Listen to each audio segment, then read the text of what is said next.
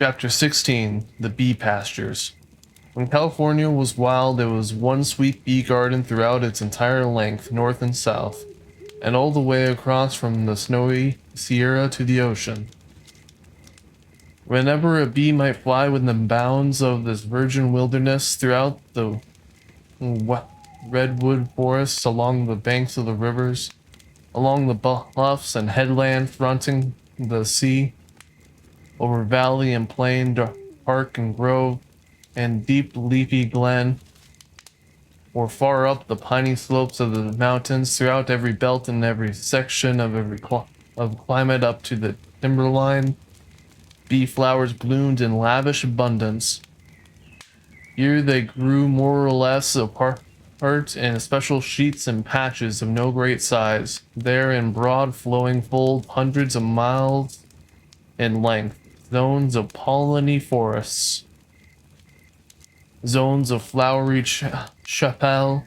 stringing tangles of rubus and wild rose, sheets of golden composite, beds of violets, beds of mint, beds of bryanthus and clover, and so on, certain species blooming somewhere all year round. But the late years, plows and sheep have made sad havoc in these glorious pastures, destroying tens of thousands of the flowery acres like a fire, and banishing many species of the best honey plants to rocky cliffs and fence corners. While on the other hand, cultivation thus far has given no adequate compensation, and least in kind, only acres of alfalfa for miles of the richest wild pasture, ornamental roses and honeysuckles around cottage doors for cascades of wild roses, in the dells and small square orchards and orange groves for broad mountain belts of chaparral. The great central plain of California during the months of March, April, and May was one smooth, continuous bed of honey bloom, so marvelously rich that in walking from one end to the other a distance of more than 400 miles, your foot would press about 100 flowers at every step. Mints, gilias, nemophilias, castilias, and innumerable compositae were so crowded together that 99% of them have been taken away. The plain would still have seemed to any but Californians extravagantly flowery. The radiant honeyful corollas, touching and overlapping and rising above one another, glowed in the living light like a sunset sky. One sheet of purple and gold, with the bright Sacramento pouring through the midst of it from the north, the San Joaquin from the south, and many of the tributaries sweeping in at right angles from the mountains, dividing the plain into sections fringed with trees. Along the rivers there is a strip of bottom land countersunk beneath the general level, and wider toward the foothills where magnificent oaks from 3 to 8 feet in diameter cast grateful masses of shade over the top open prairie-like levels. And close along the water's edge there was a fine jungle of tropical luxuriance composed of wild rose and bramble bushes, and a great variety of climbing vines, breathing and interlacing the branches and trunks of willows and alders, and swimming across from summit to summit in heavy festoons, where the wild bees reveled in fresh bloom long after the flowers of the drier plains had withered and gone to seed. And in midsummer, when the blackberries were ripe, the Indians came from the mountains to feast, men, women, and babies in long nosy trains, often joined by the farmers of the neighborhood who gathered this wild group with commendable appreciation of its superior flavor, while their home orchards were full of ripe peaches, apricots, nectarines, and figs, and their vineyards were laden with grapes. But through these luxuriant, shaggy riverbeds were thus distinct from the smooth trailless plains, They made no heavy dividing lines and general views. The whole appeared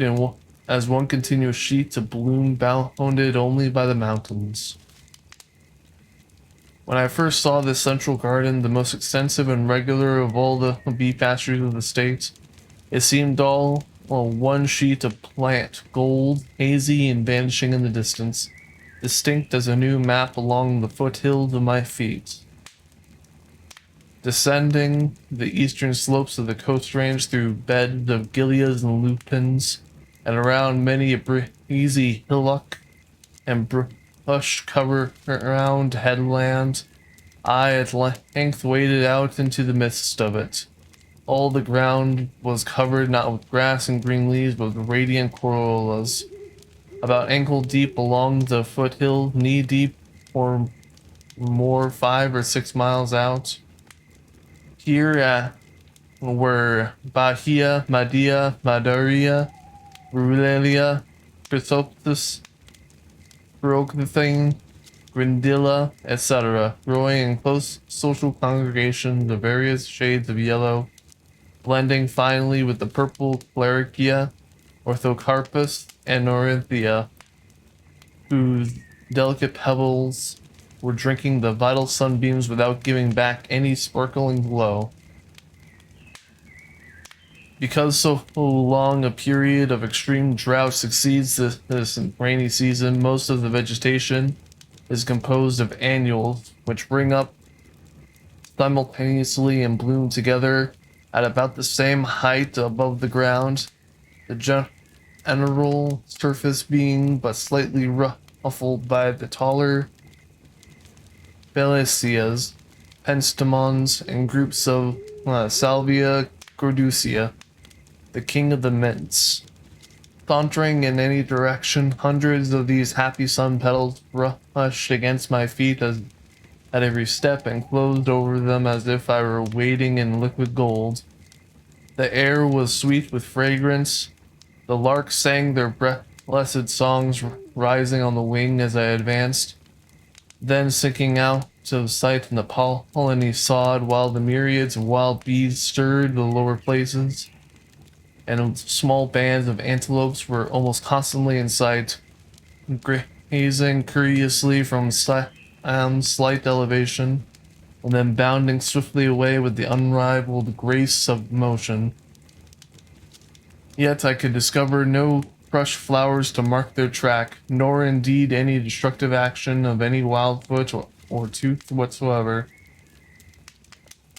The great yellow days circled by uncounted, while I drifted through the north, observing the countless forms of life thronging about me, lying down almost anywhere on the approach of night, and what glorious botanical beds I had. Oftentimes on awaking, I would find several new species leaning over me and looking me full in the face, so that my studies would begin before rising. About the 1st of May, I turned eastward and crossing the San Joaquin River between the mouths of the Tulime and Merced, and by the time I had reached the Sierra foothill, most of the vegetation had gone to seed and become as dry as hay. All the seasons of the Great Plains were warm or temperate, and bee flowers were never wholly wanting, but the grand springtime, the annual resurrection, is governed by the rains, which usually set in about the middle of November or the beginning of December. Then the seeds that for the 6 months have lain on the ground, dry and fresh as if they had been gathered into barns, at once unfold their treasure life. The general brown and purple of the ground, and then dead vegetation of the preceding year, give place to the green of mosses and liverworts and myriads of young leaves. Then one species after another come into flower, gradually overspreading the green and yellow and purple, which lasts until May. The rainy season is by no means a gloomy, soggy period of constant cloudiness and rain. Perhaps nowhere else in North America, perhaps in the world, are the months of December, January, February, and March so full of bland, plant-building sunshine, referring to my notes of the winter and spring of 1868 to 69, every day of which I spent outdoors on that section of the plain lying between the Tuolumne and Merced rivers. I find that the first rain of the season fell on December 18th. January had only 6 rainy days, that is, days on which rain fell. February 3, March 5, April 3, and May 3, completing the so-called rainy season, which was about an average one. The ordinary rainstorm of this region is seldom very cold or violent. The winds, which in settled weather come from northwest year round into the opposite direction. The sky filled gradually and evenly with one general cloud, from which the rain falls steadily, often for days in succession, at a temperature of about 45 degrees or 50 degrees. More than 75% of all the rain of this season came from the northwest, down on the coast over southeastern Alaska, British Columbia, Washington, and Oregon. Though the local winds of these circular storms blow from the southeast, one magnificent local storm from the northwest fell on March 21st. A massive round brown cloud came swelling and thundering over the flowery plain and his most imposing majesty, its bossy front burning white and purple in the full blaze of the sun, while warm rain poured from its ample fountains like a cataract,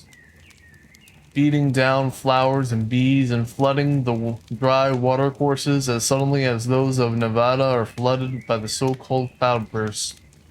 But in less than half an hour, not a trace of the heavy mountain-like